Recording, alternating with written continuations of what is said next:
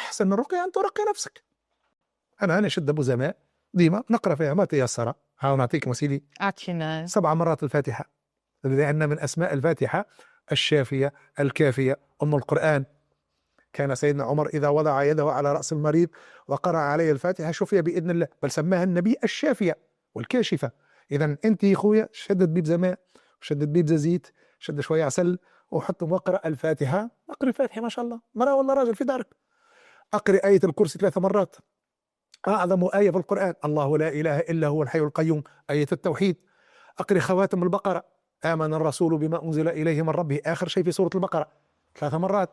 أقرأ يعني المعوذتين والإخلاص، قل هو الله أحد، قل أعوذ برب الفلق، قل أعوذ برب الناس، 3. وإذا مكنك الله من حفظ القرآن أو تحفيظين شيء من القرآن بعد الآيات التي فيها السحر فاقرأي، كما قال الله سبحانه وتعالى قالوا يا موسى إما أن تلقي وإما أن نكون أول من ألقى قال بل ألقوا فإذا حبالهم وعصيهم يخيل إلي من سحرهم أنها تسعى فأوجس في نفسه خيفة موسى قلنا لا تخف إنك أنت الأعلى وألق ما في يمينك تلقف ما صنعوا إنما صنعوا كيد ساحر ولا يفلح الساحر حيث أتى.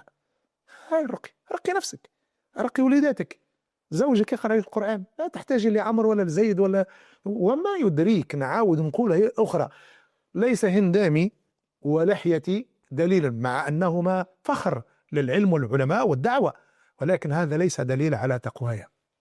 كما قال الشاعر ولست أرى السعادة جمع مال ولكن التقي هو السعيد.